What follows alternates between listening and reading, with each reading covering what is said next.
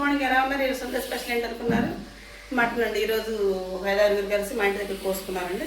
మా వాటకు వచ్చింది ఇదండి. ఈరోజు చక్క మటన్ కోసేసుకుందని చెప్పి ప్రిపేర్ వచ్చేసానండి. చక్క చిన్న చిన్న ముక్కలు వాళ్ళు ఇచ్చిన తర్వాత మళ్ళీ కోసి పసుపు ఉప్పు కారం కలిపేసి ఈ విధంగా ఇట్లా పెట్టించానండి. ఇదిగోండి కాసిన ఉల్లిపాయలు, అంత ఉల్లిపాయలు, కాసిన పచ్చిమిరపకాయలు, కారం, పసుపు, సాల్ట్, ఆయిల్ పెట్టేసానండి. గ్యాస్ అంటిస్తాను. ఇదిగోండి అల్లం వెల్లుల్లి జీలకర్ర చక్క మెత్తగా పేస్ట్.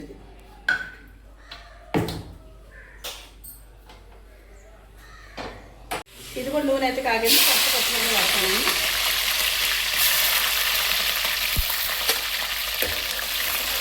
తర్వాత కరివేపాకు వేస్తున్నానండి. ఫస్ట్ మళ్ళీ ఉల్లిపాయలు అంటే గ్రేవీ ఎక్కువ వస్తుందంటండి.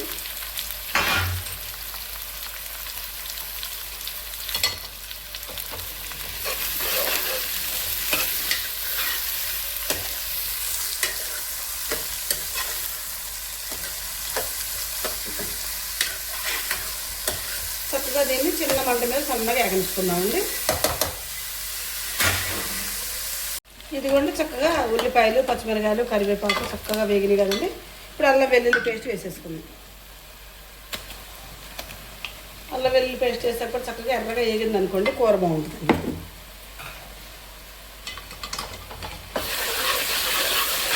మరి డబుల్ మంట పెడితేనే మాడిపోద్ది. చిన్న మంట మీద కొంచెం లేట్ అయినా కానీ చిన్న మంట మీద పెడుతున్నామండి.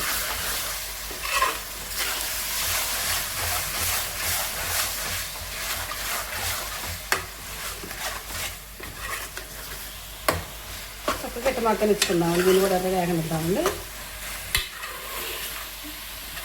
ఇదిగోండి ఈ విధంగా చక్కగా ఉల్లిపాయ పేస్ట్, పచ్చిమిరపకాయ చక్కగా ఈ విధంగా వేగినాయి కదండి. ఇప్పుడు కూర వేసేసుకుందామండి.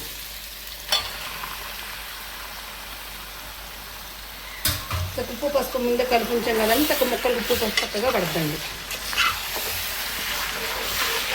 ఇది మొత్తం పేస్ట్ మొత్తం కలిసేటట్టుగా తిప్పుకుందామండి.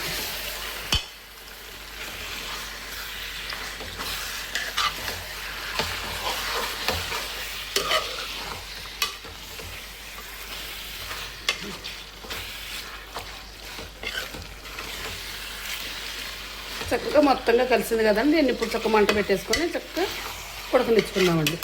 లేత మోసమేనండి కాకపోతే.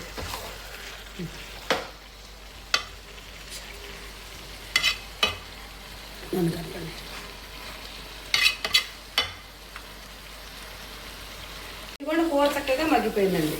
ఒక్క బోన్ వచ్చిందండి చూసారా? ఎట్లాంటి బోన్స్ రాడ్లు వేసుకుని తెచ్చేవాళ్ళండి. అప్పుడు తినబోయేది కాదండి. ఇప్పుడు తినాలనిపిస్తున్నా బోన్స్ లేవండి. చూసారండి ఈ విధంగా మగ్గిపోయింది. ఇప్పుడు దీంట్లో మనం ఇది వేద్దామండి. వాటర్ పోసుకుంటే కాస్త ఉడికిద్దండి. మనం ఎంత ఫ్రై చేసుకున్నా వాటర్ పోసి ఉడికిన కూరే బాగుంటుందండి. ఎంతలో చెప్పండి మీరు. అందులో 4 ఇంట్లో ఉన్నారో కూడా పులుసులాగా ఉంటేనే కొంచెం 4 కాట వస్తుంది. నేనైతే మటన్ చక్కగా ఈ విధంగా చేసుకుంటున్నానండి. ఒక 10 నిమిషాలు ఉడికిన తర్వాత కొంచెం ధనియాల పొడి వేసుకుందామండి. ఇంకా పోద్దామమ్మా. ఇదిగోండి పులుసు చక్కగా ఉడికిపోయిందండి. ఇందులో ఇప్పుడు ధనియాల పొడి వేసుకుందామండి.